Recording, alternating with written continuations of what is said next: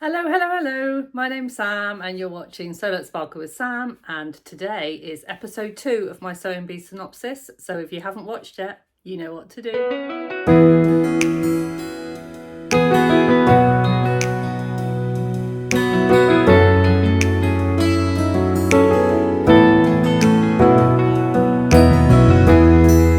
Okay, so episode 2, I've got my trusty Star Wars notebook and we'll get straight into it.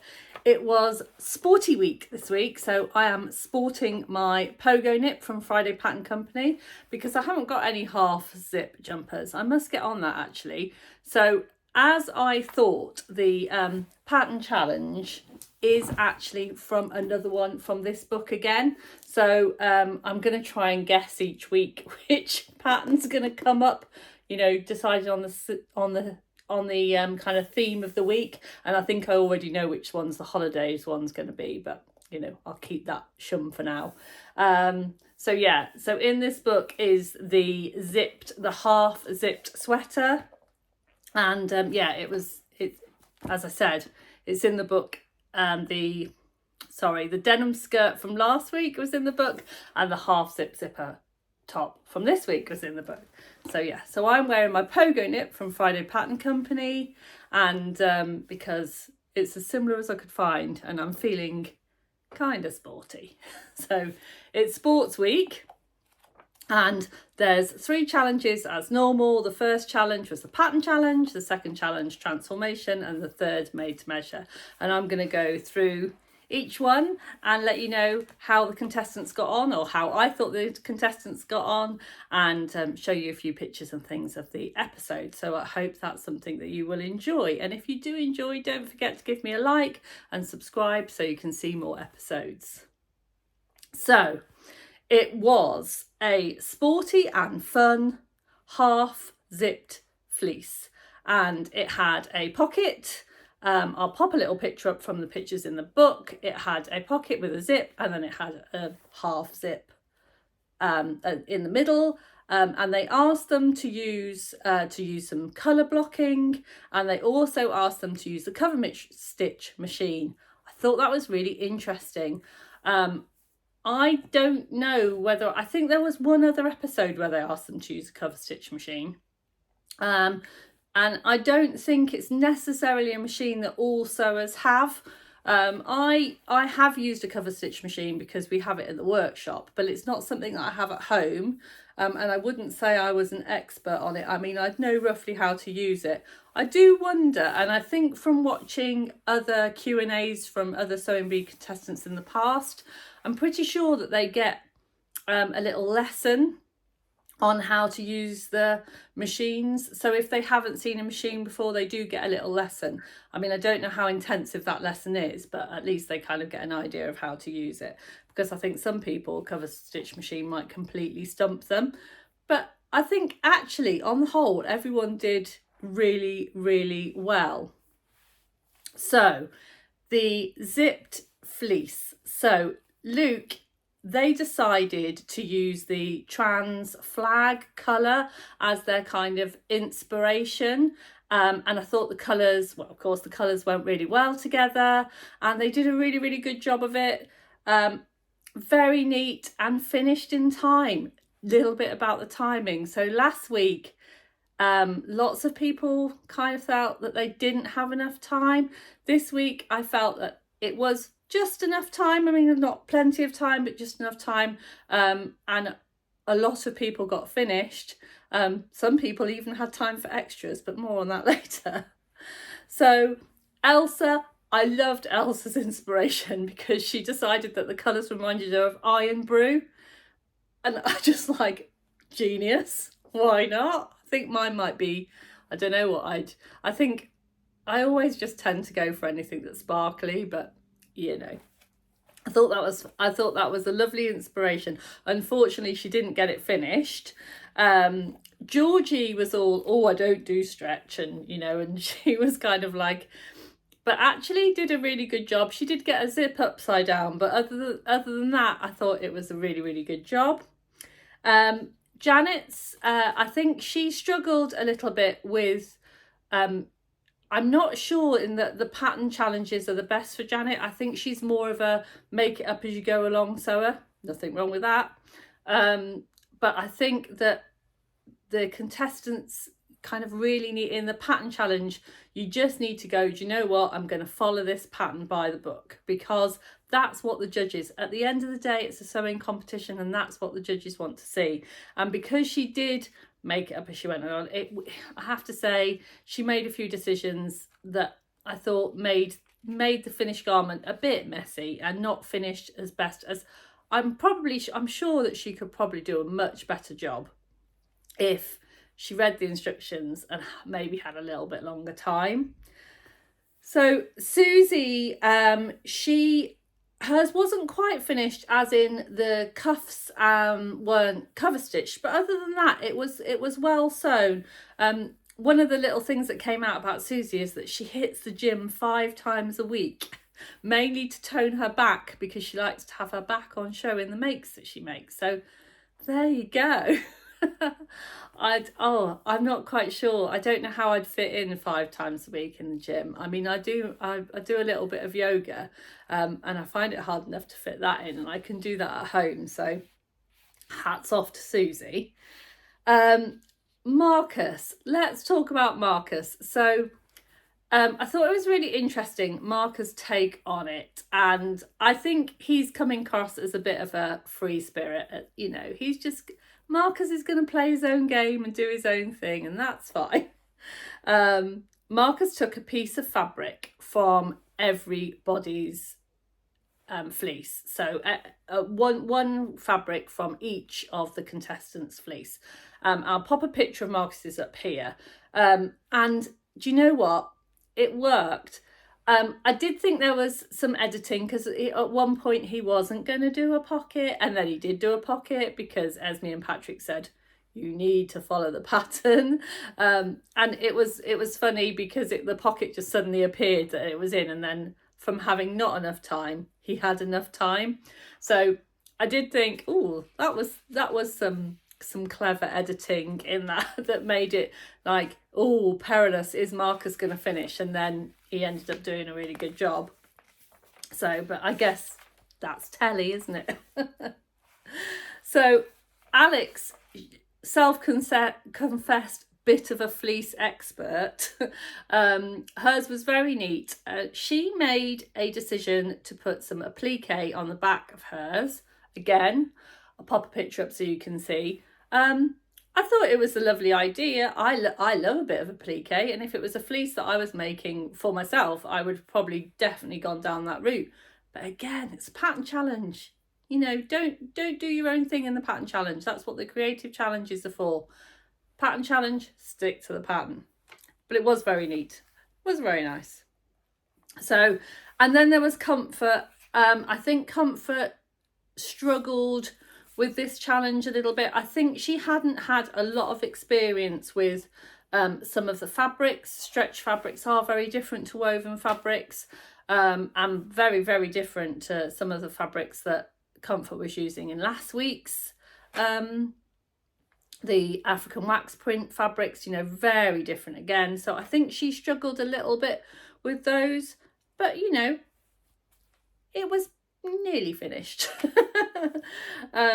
Don, bless him, he's 84, don't you know, he decided that the cover stitch machine was not for him, and he finished his with a zigzag. I think fair enough. But he didn't quite finish the cuffs. Again, he is finding time a real issue, and that's worrying me a little bit about Don, because I'm seeing some beautiful things for him, but do worry that time is at some point going to trip him up. Pasha's was a very nice zipped jumper. However, I did feel like it was a bit, I don't like to use this word, but it was a bit boring. You know, I'm kind of quite excited by all of the contestants, and I was excited by Pasha, and I wasn't expecting Pasha to come up with something that was, you know, kind of so muted. She picked green and then just had a little pop of pink. The colours look nice together, but I felt like she could have done a little bit more. I felt like it was a bit too safe. And again, it made me chuckle a little bit because she was giving a little masterclass on understitching in the kind of prequel before end, and then when she actually understitched it, she understitched it on the wrong side. But I guess that's what happens under pressure. And then there was Lauren. Again, could have been a little bit neater, but she did finish. I'm just checking that I have done all of them. So for the pattern challenge, in 11th place was Janet, 10th Comfort, 9 Ailsa, 8 was Dawn, 7 was Susie, 6 was Lauren, 5th was Pasha, 4th was Alex, 3rd was Luke, 2nd was Georgie, and 1st was Marcus. And I think that was a very well deserved first place because it was beautiful, I think, and it was just lovely that he used a piece of everybody's. I think that, at the end of the series, that's going to be a nice thing for them to kind of look back on and go, oh, that was a bit of everybody's. So yeah, that was nice. So the transformation challenge. So the transformation is the reason for my title of this week's video, which is Transform Like a Butterfly, Stitch Like a Bee, because that's something that Kyle, the new host, said, and it made me chuckle. So I thought, right, that's going to go on my title page. Now, those of you can see my little Peggy Dolls, and I have had the message this week that Kyle is in the post. He is on the way to me, so fingers crossed next week he will be there, my Peggy Dolls. And if you want to buy your own set of Peggy Dolls, a friend from school makes them. She's a lovely lady, Nikki, and I'll put her details of her Etsy shop below. So yeah, little, my lovely Peggy Dolls. So they had an hour and 30 minutes for the transformation challenge, and they got given cricket kit, because cricket kit traditionally is mainly white, and so they were asked to make a sculptural outfit. They were very clear that it needed to be an outfit, and it needed to be avant-garde. Now, avant-garde, I always think, is a bit of a funny term, because I think a lot of people can interpret it in lots of different ways, but I guess that's the point. So yeah, and the contestants definitely went their own way on it, which is exactly what they were asked to do. So I'm afraid I'm just going to have to get straight onto this. I don't know what Marcus was thinking.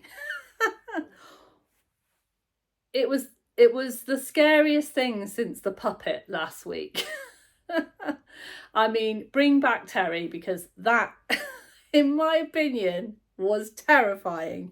He decided to make a balaclava with bunny ears, and when he first said he was going to do it, I was like, okay. Me and my family, we watched something called Bob's Burgers, and the little girl from there, I'll pop a picture up of her, she wears a bunny ears hat and it's quite endearing. And I was thinking, yeah, avant-garde, the bunny ears hat, and then perhaps a little kind of like skater dress, like I was thinking of the whole outfit, and it was kind of like a bit Comic-Con or something like that. No, just the balaclava with the bunny ears. And again, I know we always kind of say that they don't have very much time, but they did have 90 minutes, and 90 minutes to just cut some bunny ears and cut 2 holes in a jumper. I don't know. I was expecting a little bit more than that, and he did come last in that challenge. Sorry for the spoiler before I've given you, but I think he deserved to, because he just didn't listen to the brief, which, again, come on, Marcus. And then there was Ailsa. I loved Ailsa. Now, I think I remember saying from last week that last week's transformation challenge, I would have worn Ailsa's. This week's transformation challenge, I would have worn Ailsa's as well. I would have totally worn that as some kind of cosplay outfit. It would give me real Star Wars vibes. I would have felt, kind of like it was just fantastic. The best part about it was her wool noodles. She made obviously when you take a knitted jumper apart, you're kind of left with the strands of wool, and she kind of like pulled them to make them spirally and pop them on a little kilt pin. Oh, delightful. Thought that was lovely, and again showed real creativity. Yeah, I thought that was really, really nice. Comforts, she made a little mini dress. Unfortunately, it kind of stayed as just very much a t-shirty mini dress, so the transformation wasn't very much, but she did at least have an outfit, you know. So and then there was Susie. So Susie did a halter neck. I think halter necks tend to be Susie's thing. And then she used other pieces of the, I'm not quite sure what the extra tassely material was. I think it might have been from the cricket pads, or it may have been from the trousers. They did have a little bit of stiffness to them, so it might have been from the pads. And yeah, so, and I did think that that one looked quite nice. And then there was Pasha. She had the collar. She used the collars together to make a cutout in the jumper. So if you imagine a V-neck cut collar, and then she put the two V-necks together, and then that made like a diamond cutout.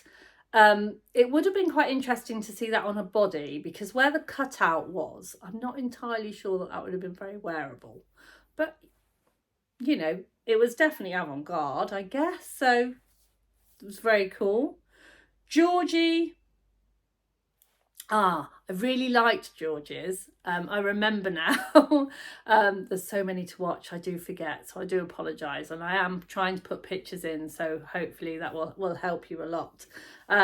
She used the structure of the collar and the button placket, so she kept that in, but then she added lots of different elements, and I think that if she had gone with that original structure and perhaps a little bit less is more, I think she could have possibly won that, because I did actually really like that one. Yeah, Don had lots of drama in his, and he had a little weaved skirt, which I thought was lovely. He did go a bit mad and made it a bit scarecrow, I think Patrick said, because he had this some kind of like stick through the shoulders, again, which was made from a piece of the padding from the cricket pads. Luke's I liked a lot. They used the piping in a really good way. I have to say, it was one of those ones that I had to keep looking at, because I wasn't quite sure what they did. But it was lovely, and it was commented on the judges that it was a really great use of the materials that they were given.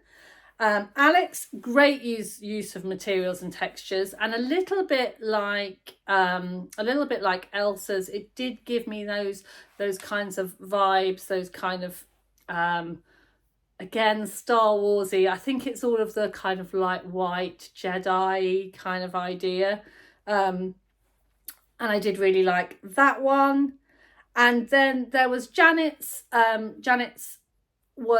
She made a lovely outfit. It was very well made, but it was not necessarily the most creative outfit, in my opinion. So yeah, so that was the transformation challenge. And in the transformation challenge, there was definitely a turnaround. So in 11th place, there was Marcus, 10th was Comfort, 9 was Georgie. And I think Georgie, it was a bit unfair putting Georgie in 9th. I liked Georgie's a lot more than that. But again, I was not a judge. 8th was Janet. 7th was Lauren. 6th was Don. 5 was Pasha. 4, Luke. 3, Susie. 2 was Elsa. And 1st was Alex, which I think was very deserved. So, excuse me, losing my voice. So yes, so that was the transformation challenge. And then we went to the made to measure.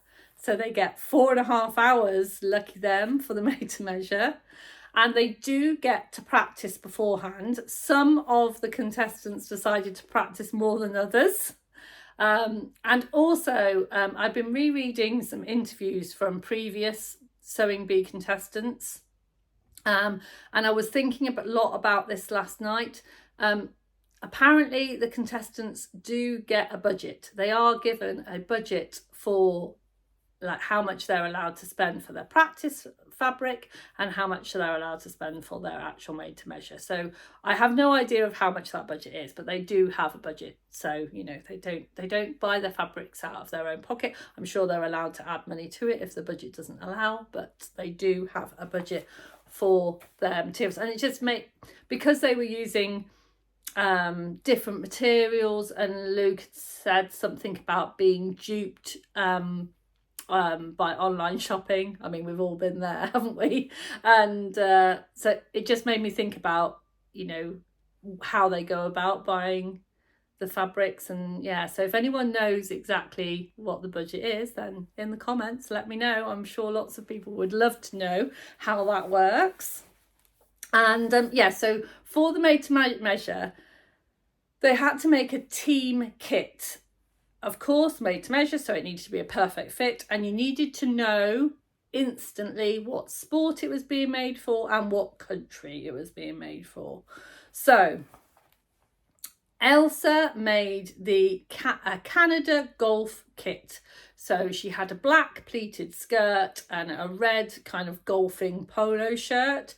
The pleated skirt was actually a skirt, so it was a skirt from the front and shorts from the back.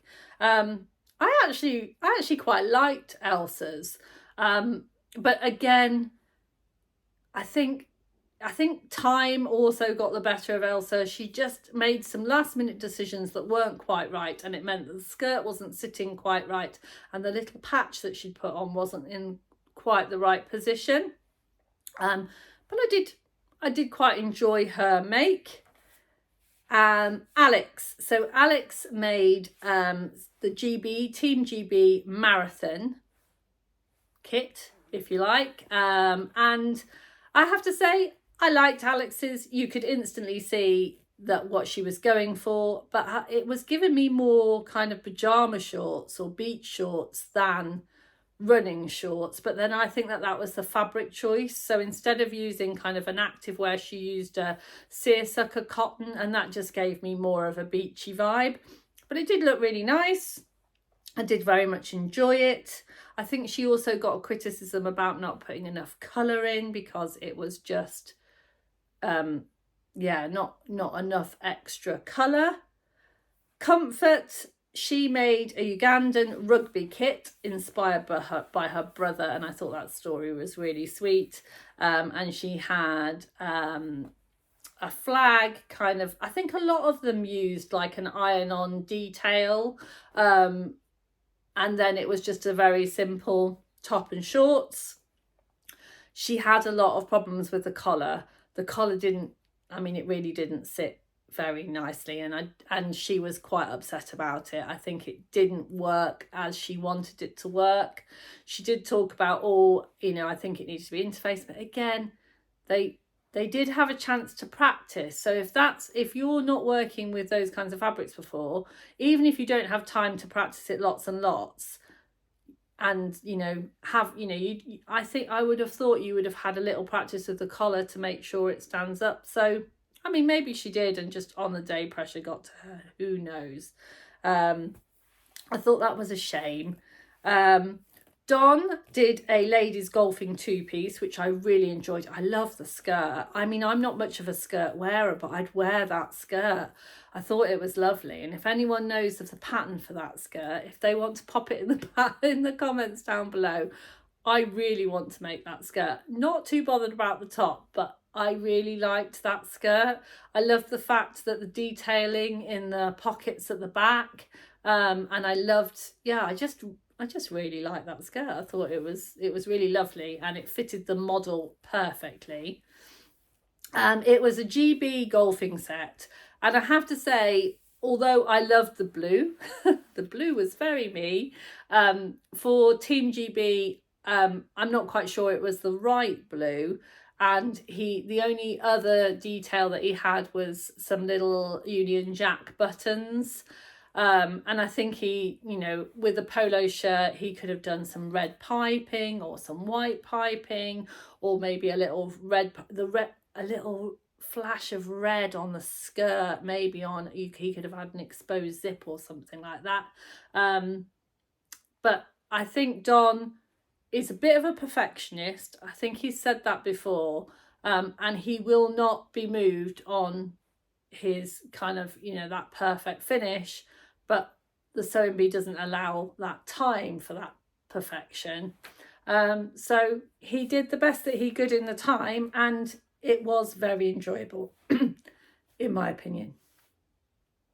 So Georgie's make was outstanding, and the fact that all at the beginning she was all kind of, I don't really sew with stretch, I don't really know much about stretch. Well, she gave us a stretch masterclass in how to sew with those fabrics, in my opinion, because I've done a bit of sportswear sewing, not a lot. I do want to do some more swimwear and bits and pieces like that, but the way that she handled the elastic, the way that she handled the stretchy mesh, I thought was outstanding. There was no wiggly woggly lines, which you sometimes get with those kinds of fabrics, and her model, it fitted her model superbly and it looked stunning. It really did. And yeah, just little details as well. It was a very well fitted. You could definitely see she was going to do track in it. You could definitely see what the sport it was, and you could definitely see that it was from Trinidad, and all of those kind of things were right. But it was also really stylish, which I quite liked. Sportswear can be stylish, and this definitely was. And then there was Janet. So Janet's country was Ukraine, and she did gymnastics. Now, her leotard was beautiful. I didn't think the sewing was the best on it. I just felt that she didn't have a handle on the fabric. Certainly not as well as Georgie. And there was another leotard in the mix that I thought was handled a lot better. And she made a design decision to put a little band along the centre in a different fabric. And although, she matched it very well, but she matched it so well that you couldn't really see it, and I didn't really know why it was there, and it just looked a bit odd because it was different fabric. Yeah, and obviously it's a made to measure, and it didn't fit. I mean, I think Esme was more than kind, saying it kind of doesn't quite, it definitely, there was a lot of room everywhere. It didn't fit quite on the sleeves. It was quite baggy in the back. So yeah, I didn't think that was the nicest leotard in the pack anyway. So, but it nailed the brief, which was good. And so Lauren, so if we're talking about leotard that I like, then this was definitely the one. It was Jamaica gymnast, definitely 100%. I mean, it might be, the reason that I like this one might be the fact that it was so sparkly, because it was very sparkly. And I think Lauren is a very sparkly lady, and she went for it. It was stunning. She didn't quite get it finished in time. She didn't get the elastic in all the way in. But I have to say, I kind of forgave that because I just loved it. I thought it was, again, it was a very simple leotard, but it was executed beautifully, and all of her paneling was lovely. Yeah, I thought it was really, really good. And I think if she'd have got it finished, she may have been in line for Garment of the Week, because the only thing that let her down was a bit of elastic around the bottom, wasn't quite in. So, and then there was Luke, and as I said earlier, they had a bit of a internet online shopping disaster and ended up with the wrong kind of eyelet net. It wasn't the stretchy type, and they had ordered the stretchy type. Well, they thought they'd ordered it and it wasn't. However, that fact being given, despite that, the way that they handled the fabrics, I thought were fabulous, because the fit was actually okay, and considering the fabrics weren't doing what they were supposed to do. I thought it was really, really good. They did track, and it was Spain inspired by their partner, and they'd actually admitted they'd not practiced at all. And again, given that they'd not practiced at all, I thought that their final piece, apart from not being quite finished at the back, no, actually, that's not true. It was finished. It was just perhaps a little bit untidy at the back. Yeah, I really liked that one. I thought that was lovely. Marcus did a GB climbing kit with a little chalk bag, and I loved kind of all of the design on it. The fact that it said GB on it kind of told you what it was meant to be. But then again, I don't know whether I would have preferred a little badge rather than the plique letters. And I liked the little chalk bag. That was cute. It reminded me of some of the dog treat bags that I sometimes make. I don't know, maybe it was the same pattern. But that was cute, and it kind of made the outfit all come together. And then there was Pasha. Now, this one was definitely up there in the top 3 for me. She made a javelin kit, and it was again inspired by, I believe, a family friend who is hoping to be in the Olympics this year, which is very exciting. And she had actually printed some fabric, so she'd seen the design, but she printed it in the GB colours. That was genius, because as far as I'm concerned, that really made the outfit, as well as perhaps the best fitting garment. I'll pop a little picture. Esme was definitely checking out the fit on Pasha's model. I think she was quite enjoying that, but she did a very good fit, so well done, Pasha. I really enjoyed that one. And then Susie admitted to practicing this 7 times, which is commitment. So if anyone's wandering the streets of Wigan this week, might find 6 Kenyan weightlifting outfits, I don't know, in a charity shop somewhere. All the ones that Susie made that didn't quite line up.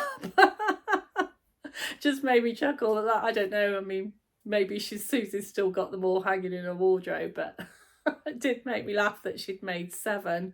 I mean, that's commitment even for me. But she did a really good job. So the practice paid off. They were a little bit harsh about it not quite lining up. There was one bit that didn't quite line up on the back, and again, yeah, it didn't. But the fit was really, really good, and it was a nice, and it definitely did what it needed to do. So I thought that was a really nice piece. And yeah, I just couldn't get over the fact that she'd practiced it 7 times. Wow. Go, Susie. So unfortunately, as every week goes, someone had to go home, and there was a garment of the week. So unfortunately, going home this week was comfort. And if I'm totally honest, I didn't agree with that decision. I understand why, but I didn't agree. And I do think that there were a couple of people that were very lucky to be in next week. So, and then garment of the week was Georgie. And I think she was very well deserved, because that made to measure was fantastic. And again, fitted her model perfectly, and she really showed us some skills. And I think that the week she had a really good week as well. So it was lovely to see Georgie as garment of the week. So there you go. So that's my little roundup of the Sewing Bee. I hope you enjoyed listening to me. I love hearing what you've got to say in the comments. I try to reply to as many as I can. I have had a new flurry of subscribers, so I try and keep up as much as I can, and I will do my best. And I'll see you next week. Don't forget to sparkle. See you really soon. Bye for now.